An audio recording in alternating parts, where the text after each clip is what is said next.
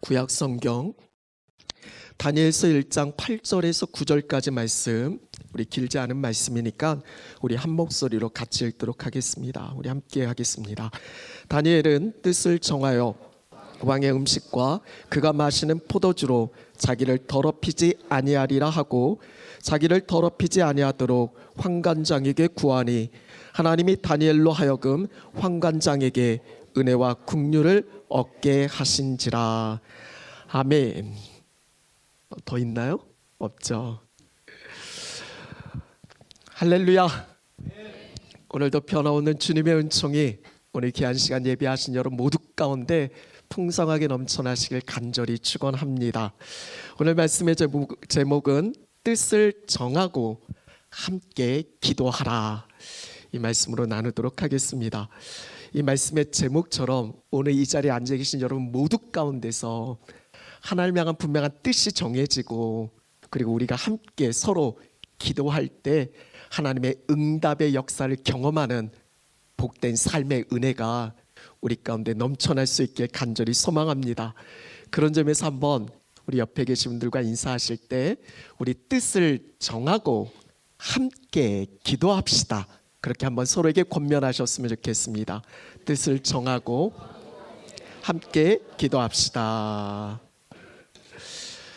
이제 다니엘입니다. 우리 지난 주간까지 느헤미야 말씀이 끝을 맺었고 이제 다니엘 말씀이 시작되어집니다.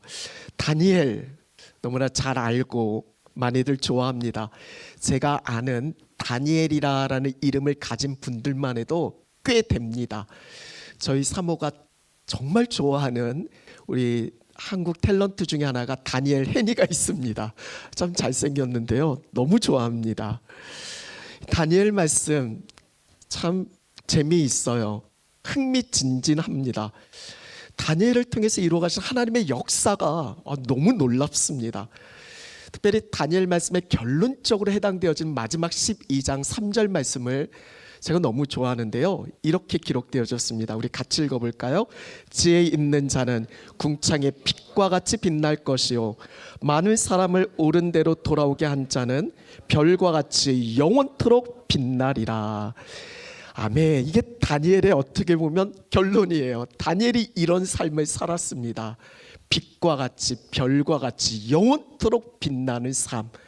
잠시 잠깐 왔다 사라지는 그 인생이 아니라 하나님 말씀 부여잡고 그 말씀대로 살아내고 또 수많은 영혼들을 하나님께로 인도하는 생명의 삶을 살아갔던 그 인생이 영원토록 빛이 나는, 이게 바로 다니엘의 삶이었습니다. 그렇게 많은 이들에게 하나님의 선한 영향력을 그는 흘러냈고, 심지어는 그를 거쳐갔던 여러 왕들이 있잖아요.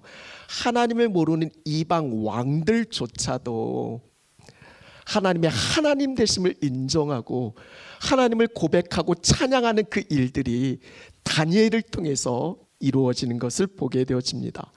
말씀을 묵상하면서 바라기는 오늘 이 자리에 앉아 계신 여러분 모두가 다니엘처럼 우리가 속한 삶의 자리, 그곳이 하나님이 보내신 자리잖아요. 거기가 가정이 됐든 일터가 됐든 사업의 현장이 됐든 그곳에서 나를 보내신 그 하나님의 선하신 뜻을 이루어내는, 그래서 그 사람들에게 선한 영향력을 흘러낼 수 있는 다니엘 같은 그런 삶을, 그래서 영원토록 하나님 나라에서 빛이 나는 여러분의 인생 되어질 수 있길 간절히 축복합니다. 그런 점에서 오늘 다니엘 말씀을 나누면서 특별히 두 가지를 다니엘에게서 배우는, 다니엘이 살았던 삶의 현실은 정말 어려웠거든요. 그 어렵고 힘겨운 그 삶의 현실에서 어떻게 하나님 나라 영원토록 빛이 나는 그런 삶을 살아낼 수 있었을까? 다니엘에게서 배우는 오늘 말씀을 통해서 두 가지를 여러분과 함께 나누려고 합니다. 먼저 한번 같이 고백해 볼까요? 하나님을 향하여 뜻을 정합시다. 뜻을 정하긴 해야 되는데 방향이 중요합니다. 무엇을 향해서, 목적이죠. 방향입니다. 하나님을 향해서 뜻을 정해야 한다라고 지금 말씀드립니다. 우리 8절에 보면 우리 같이 읽어볼까요? 다니엘은 뜻을 정하여 왕의 음식과 그가 마시는 포도주로 자기를 더럽히지 아니하리라 하고 자기를 더럽히지 아니하도록 환관장에게 구하니. 말씀해 보니까 다니엘은 뜻을 정했다라고 그렇게 말씀하고 있습니다. 다니엘이 정했던 뜻, 그냥 쉬운 말로 다니엘이 마음 먹은 거죠. 어떤 마음을 먹었습니까? 왕의 음식, 그리고 그 왕이 주시는, 그 왕이 마시는 포도주, 이것으로 나를 더럽히지 않겠다라고. 아니 이게 무슨 말인가요?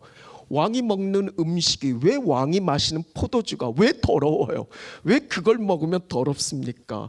아마 최고의 음식 아닐 거예요. 지금 다니엘의 신분은 나라가 망하고 포로로 잡혀왔습니다. 포로의 신분에서 한 번도 어떻게 보면 맛보지 못한 궁중 음식이잖아요. 떡볶이도 궁중 떡볶이예요. 이게 얼마나 귀한 음식입니까? 아마 최고의 음식이었을 거예요. 그런데 다니엘은 이걸 먹지 않기로, 그것 때문에 나를 더럽히지 않기로 결심합니다. 마음 먹어요. 뜻을 정합니다. 이유는 너무나 분명하죠. 당시 바벨론 왕궁의 음식은 먼저 바벨론의 신에게 바쳐진 그 이후에 사람이 먹습니다. 그러니까 왕이 먹는 음식은 다름 아닌 우상에게 바쳐진 음식이었다라는 거예요. 아무리 산의 진미일 수 있어도 그건 하나님의 말씀과 어긋나는 부정한 거잖아요. 율법을 어기게 되는, 하나님의 말씀을 놓치게 되어지는. 지금 다니엘은 하나님의 자녀잖아요. 하나님의 백성이잖아요. 하나님의 자녀 백성으로서 하나님의 말씀을 거스르는, 이거는 자신의 정체성을 놓쳐버리는 거니까 다니엘은 여기에 대해서 굳게 마음 먹습니다.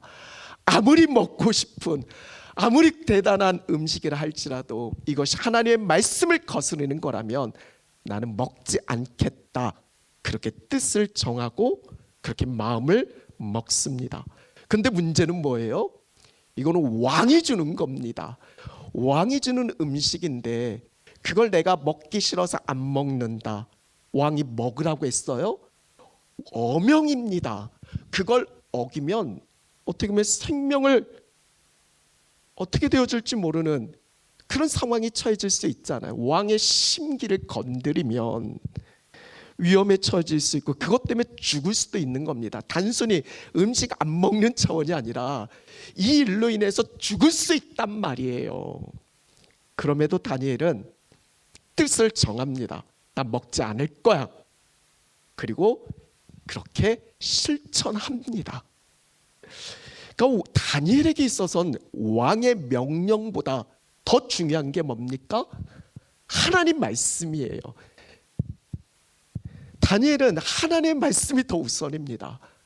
눈앞에 보이는 왕이 물론 두렵겠지만 그 위에 하나님이 계시다라는 것 다니엘은 놓치지 않습니다.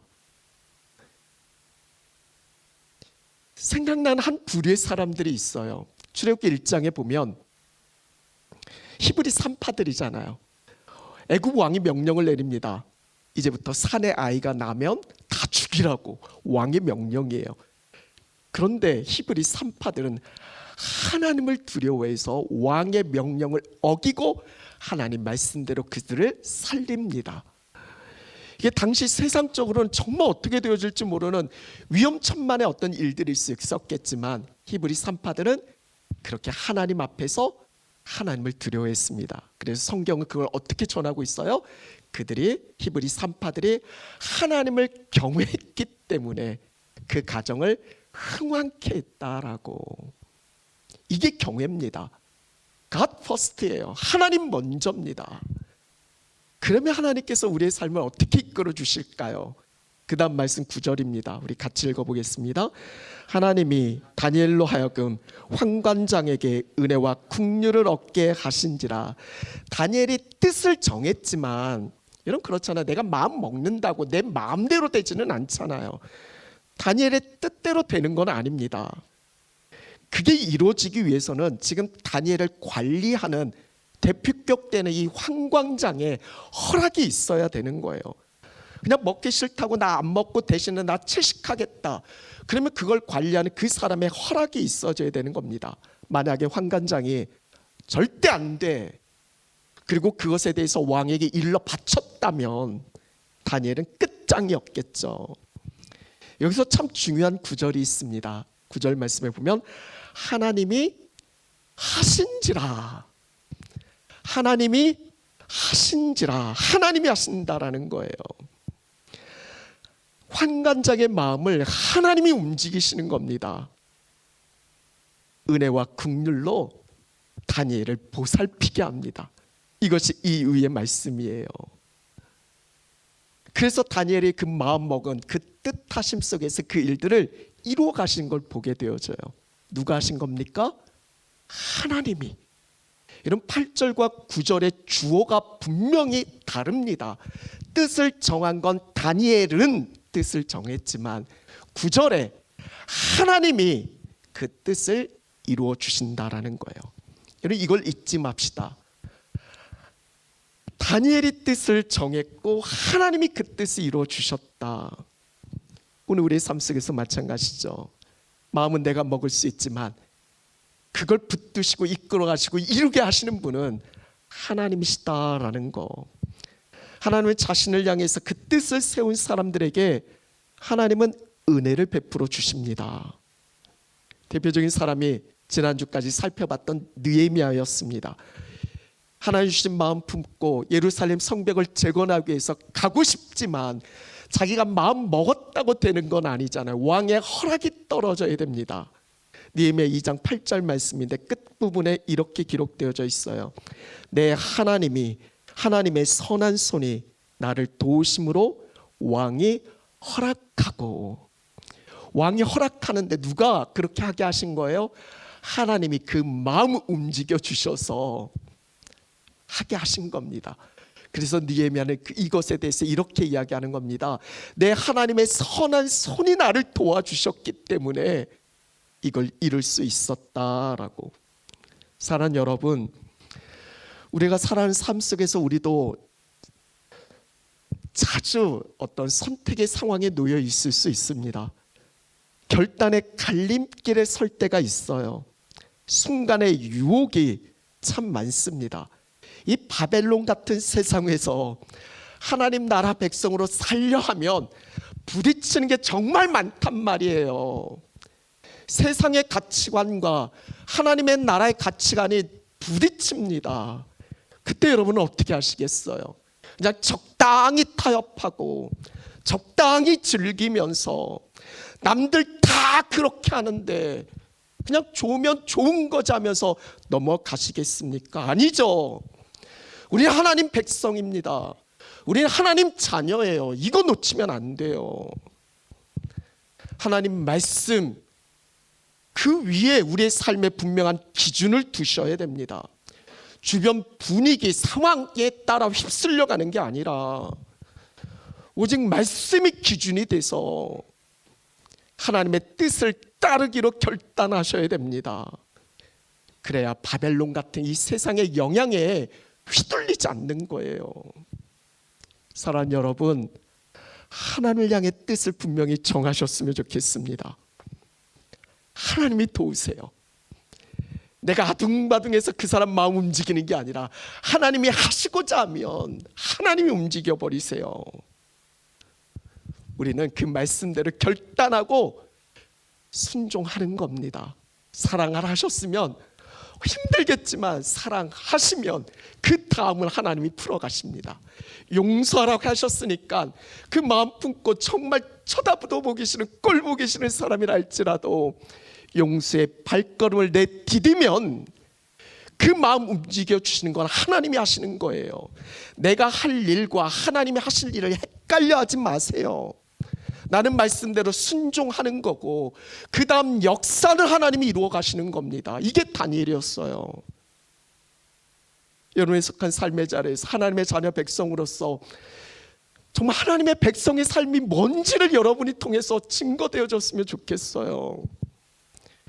이 땅의 권세 잡은 자의 그 음식, 포도주 그 즐거움에 마음 빼앗기지 말고 하나님이 주시는 은혜와 긍휼을 힘입어서 삶을 살아내실 수 있는 저와 여러분 우리 모두가 되어질 수 있기를 간절히 축원합니다. 첫 번째 적용 질문이에요. 큐티인에 이런 적용 질문이 있더라고요. 원래 여러분께 나눠드린 설교 원고의 적용 질문하고 조금 다릅니다.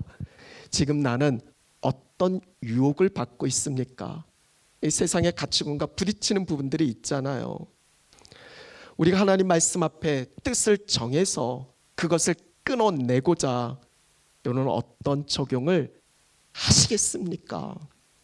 두 번째 다니엘에게 세운 영적 원리는요. 같이 한번 고백했으면 좋겠습니다. 서로를 위해 함께 기도합시다. 바벨론 같은 세상에서 뜻을 정하고 그 뜻 가운데 삶을 이루어가는 게 말처럼 쉽지는 않습니다. 그래서 참 중요한 게 서로를 위해서 함께 기도해야 한다라는 겁니다. 오늘 본문 앞선 바로 6절 7절 말씀을 보면 이렇게 기록되어져 있어요. 우리 한번 같이 읽어보겠습니다. 그들 가운데는 유다 자손 곧 다니엘과 하나냐와 미사엘과 아사랴가 있었더니 환관장이 그들의 이름을 고쳐 다니엘은 벨드사살이라 하고 하나냐는 사드락이라 하고 미사엘은 메삭이라 하고 아사랴는 아벤느고라 하였더라. 아멘. 다니엘에게는 늘 세 친구가 있었습니다. 하나냐, 미사엘, 그리고 아사랴. 이 바벨론식 이름은 우리가 어렸을 때부터 다니엘 세 친구 하면 많이 외웠던 이름입니다. 사드락, 메삭, 아벤느고. 다니엘을 하면 이 세 친구가 늘 같이 떠오릅니다. 이런 어떤 친구일까요? 그냥 대충 알고 지내고 시간 나면 종종 만나고 그래서 밥 먹고 그냥 시시콜콜한 어떤 이야기 나누고 이런 차원은 아닙니다. 내 마음 깊은 곳에 있는 그 문제를 기꺼이 다 내어놓고 함께 마음 품고 함께 울고 그렇게 기도해 줄 수 있는 믿음의 친구. 하나님 향해서 뜻을 같이 정하고 이 바벨론 세상 한복판에서 우리가 어떻게 살아내야 하는지를 같이 주님 앞에서 고민하고 기도하면서 그렇게 서로 붙들어주는 영적 동지입니다. 영혼의 친구들이에요.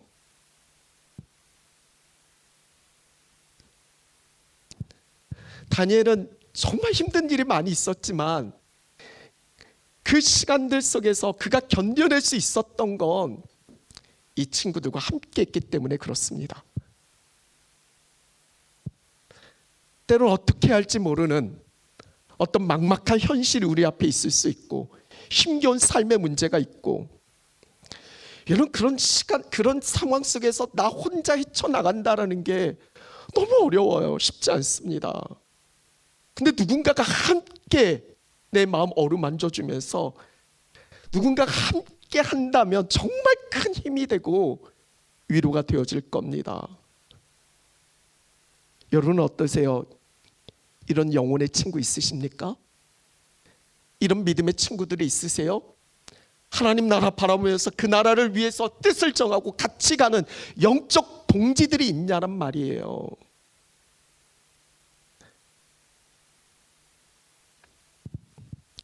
참 안타까운 건 그냥 잘 지내다가도 힘들 때 연락 안 해요. 정말 힘든 일이 있으면 입을 다뭅니다. 정말 힘든 일이 있을 때 이야기를 좀 나누고 같이 풀어가야 되는데 그냥 적당한 건 이야기 나누는데 내 마음 깊은 거 정말 힘든 부분의 문제는 목사님만 아셔야 돼요. 목사님 비밀입니다.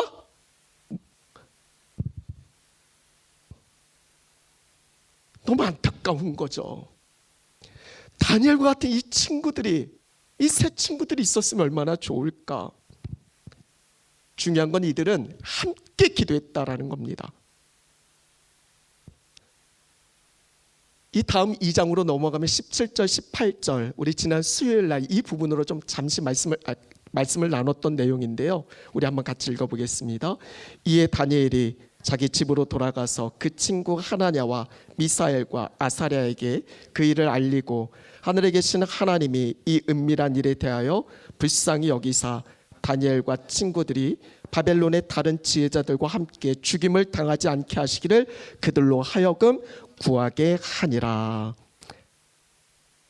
여러분, 이게 무슨 이야기일까요? 이 다니엘 2장으로 넘어가면 바벨론 한 느부갓네살이 꿈을 꿔요. 근데 이 꿈 때문에 잠을 못 잘 정도로 엄청 고민을 합니다. 번민이 심해요. 도대체 어떤 꿈이길래. 그래서 왕이 당시 바벨론에 있는 뭐 점쟁이, 뭐 술사, 뭐 지혜자 그룹들을 다 부르고 그들에게 내가 꿈을 꾼 그 꿈의 내용을 이야기하고 그 꿈을 해석하라라고 명령을 내립니다. 이런 명령이 이게 말이 되는 명령입니까? 저도 한번 여러분께 명령을 내려볼게요. 제가 어젯밤 정말 꿈 많이 꿨습니다. 시간별로 꿨어요. 꿈의 종류가 너무 다양했어요. 꿈 맞춰보세요. 제가 어떤 꿈 꿨는지. 아니, 너무 이게 말이 안 되잖아. 뭔가 문제를 던져주고 답을 이야기하라면 되어지겠는데 꿈을 이야기해주고 그래? 그러면 아마 내가 생각하기에 그런 건 이런 꿈일 거야. 그렇게 해석은 해줄 수 있겠는데 아니 문제도 모르는데 답을 이야기하라는 게 이게 말도 안 되는 상황이잖아. 난감합니다. 그러니까 당시에 지혜자들이 이건 말이 안 되는 상황이고 그 어느 누구도 왕 앞에 이걸 보일 수 있는 해석할 수 있는 사람이 없을 겁니다. 여기에 왕이 핀트가 나갑니다. 화가 나요. 그래서 명령을 내려요. 바벨론에 있는 지혜자들을 다 죽여라고. 졸지에 여기에 없었던 다니엘과 세 친구들도 지혜자 그룹에 속하니까 그 자리에 없었는데도 죽게 되는 이 엄청난 위기의 상황을 겪게 되어지는 거예요. 이것에 대해 다니엘이 친구들에게 알리는 겁니다. 지금 우리가 이런 상황에 있었다라고. 그리고 근위대장에 내가 이야기했고 시간을 좀 벌어놨으니까 내가 해석하겠다고 했으니까 우리 이 일에 대해서 그 일을 지금 알리고 이 일에 대해서 하나님 우리를 불쌍히 여겨달라고 이 죽음에서 우리를 건져달라고 하나님의 긍휼과 구원을 같이 기도하게 합니다. 그 일을 알리고 함께 구하게 했다. 오늘날로 표현하면 내가 정말 어렵고 힘겨운 일에 문제가 있는데 그걸 기도 제목으로 같이 나누고 함께 기도하게 하는 겁니다. 다니엘 혼자 끙끙 앓면서 그 문제를 풀어가려고 했던 게 아니라 영혼의 친구들과 같이 공유하고 함께 마음 나누면서 하나님을 바라보면서 기도했다라는 거예요. 한 마음으로 말이죠. 이런 기도에 있어 정말 중요한 영적 원리가 있어요. 첫 번째는 실제로 기도하는 겁니다. 그냥 말만 기도해야지 하고 기도 안 하는 거 그거 의미 없습니다. 실제로 기도하는 것, 이게 기도에 있어 중요한 첫 번째 원리고요. 두 번째는 누가복음 18장 말씀에 예수님이 항상 기도하고 낙심하지 말아야 할 걸 비유로 말씀하십니다. 여러분, 우리는 기도는 항상 하는 겁니다. 끝까지 하는 겁니다. 항상 기도하는 거. 그리고 마지막은 함께 기도하는 거예요. 합심 기도입니다. 여러분, 혼자도 기도할 수 있겠지만 함께 기도하는 것이 얼마나 영적 파워가 있는지 아세요? 연합의 기도에 능력이 있어요. 우리 예수님의 말씀입니다. 마태복음 18장 18절 20절까지 예수님이 하신 말씀이에요. 같이 읽겠습니다. 진실로 너에게 이르노니 무엇이든지 너희가 땅에서 매면 하늘에서도 매일 것이요 무엇이든지 땅에서 풀면 하늘에서도 풀리리라. 진실로 다시 너희에게 이르노니 너희 중에 두 사람이 땅에서 합심하여 무엇이든지 구하면 하늘에 계신 내 아버지께서 그들을 위하여 이루게 하시리라. 두세 사람이 내 이름으로 모인 곳에는 나도 그들 중에 있느니라.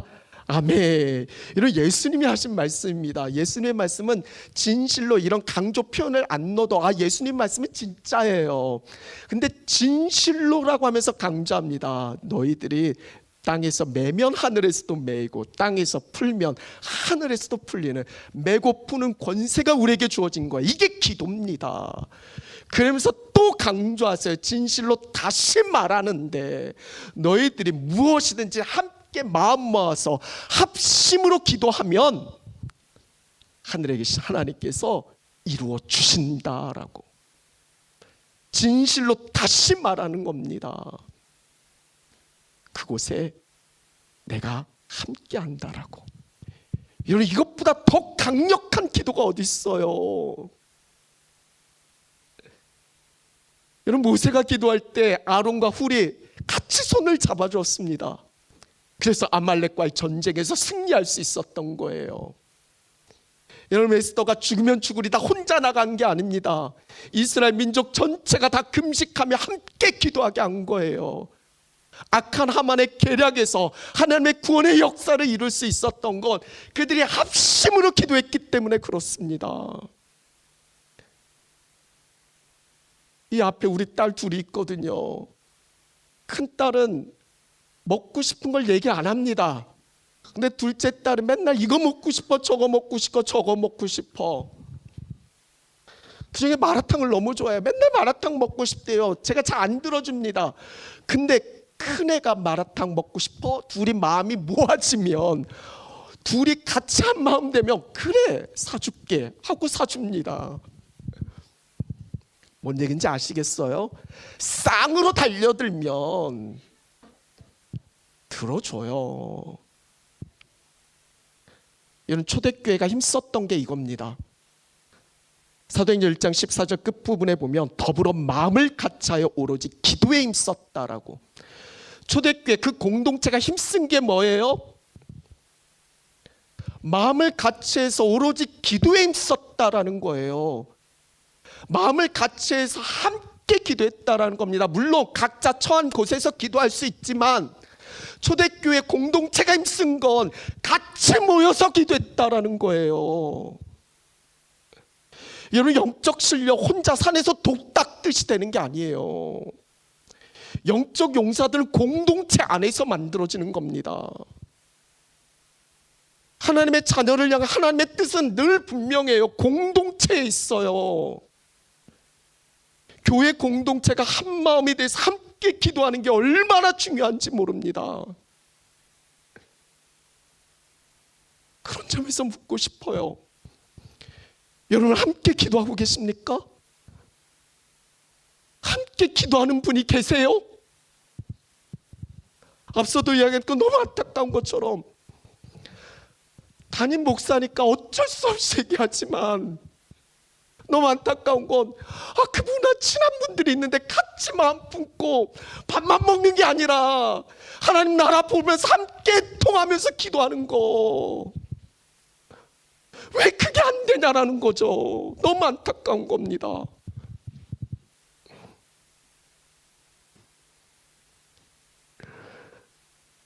알아요. 그렇지 않아도 저 사람 힘든데 내가 짐 더해줄 거라는 거, 그리고 내 부끄러움과 연약함 드러내고 싶지 않은 그거 압니다. 그럼 우리 하나님 앞에 있는 사람들이잖아요. 그러니까 더더욱 나누셔야 되는 거죠. 지금 옆에 계신 분들 보세요. 이분들이 서로 기도자가 되어주면 얼마나 좋을까요? 집에서 남편과 아내가 서로 기도자가 되어주고, 부모와 자녀가 서로 기도자가 되어주고,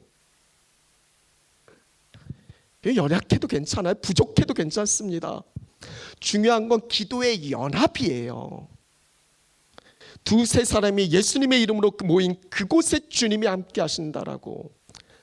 우리 예수님이 기도 도와주는 겁니다. 기도 못해도 돼요. 중요한 건 연합이라니까요. 우리 주님이 우리의 기도 도와주시고 이끌어 주시는 겁니다.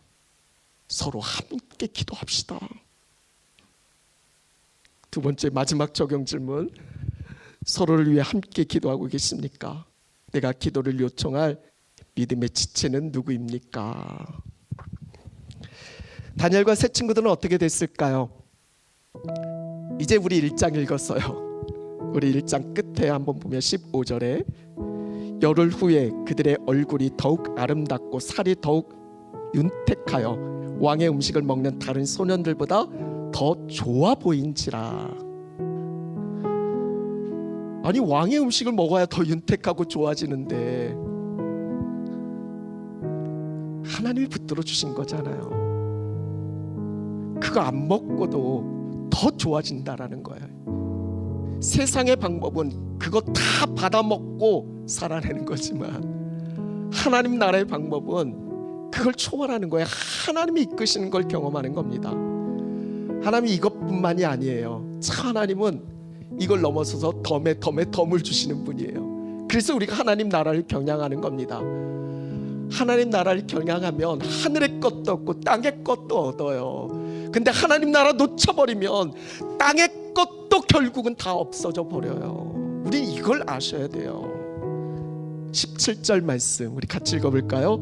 하나님이 이 네 소년에게 학문을 주시고 모든 서적을 깨닫게 하시고 지혜를 주셨으니 다니엘은 또 모든 환상과 꿈을 깨달아 알더라. 아멘. 하나님이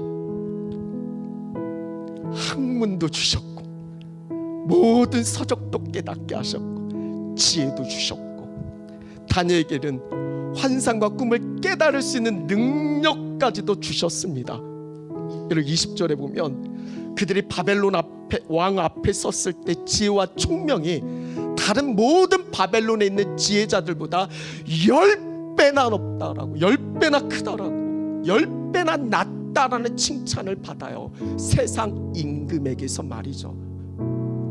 하나님 앞에 뜻을 정하고 하나님의 말씀대로 살아내니까 세상 믿지 않는 사람들도 인정하는 겁니다. 하나님 자녀라고 해놓고 하나님 백성이라 해놓고 하나님 나라 가치관 놓쳐버리고 세상의 방법 수 쫓아가다가 결국 세상 사람들만큼 되어지지 않는 그런 삶이 아니라 하나님이 높여주시는 인생, 하나님이 여러분이 생각하는 것보다 훨씬 크고 값진 걸로 채워주세요. 갚아주세요. 그럼 우리가 어디에 승부를 걸어야 하는지 너무 분명하지 않아요? 우리 사랑하는 다음 세대 자녀들 다니엘처럼 키우셔야죠. 세상의 학문, 세상의 공부는 그렇게 열심히 하면서 왜 하나님 말씀 큐티는 안 가르치세요? 아, 애들이 안 해요. 이런 걔네들이 뭐 공부하고 싶어서 합니까?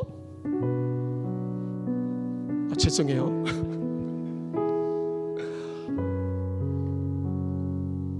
중요한 건 여러분이 먼저 하셔야죠. 애들은 분명 그러거든요. 엄마도 안 하고 아빠도 안 하는데 내가 왜 하냐고.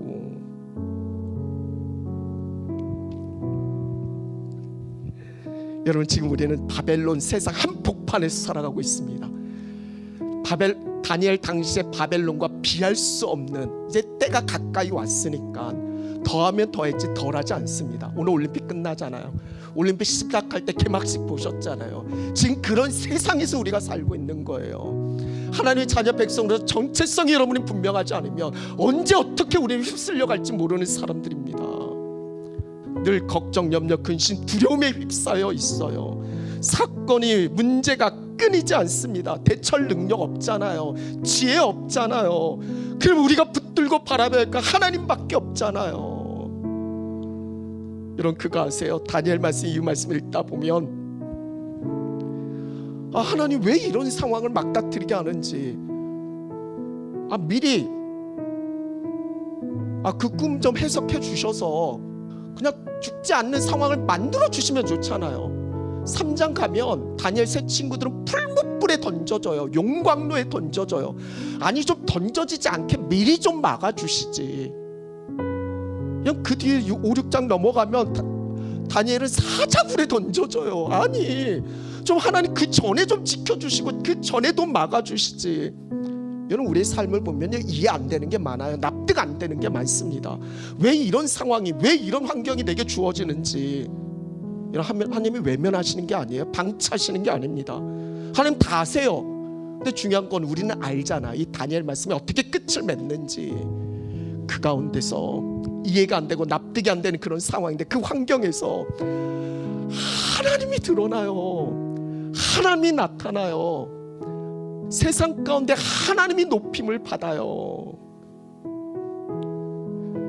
하나님이 나타나고 드러나는 그 결정적인 통로로 쓰여져요.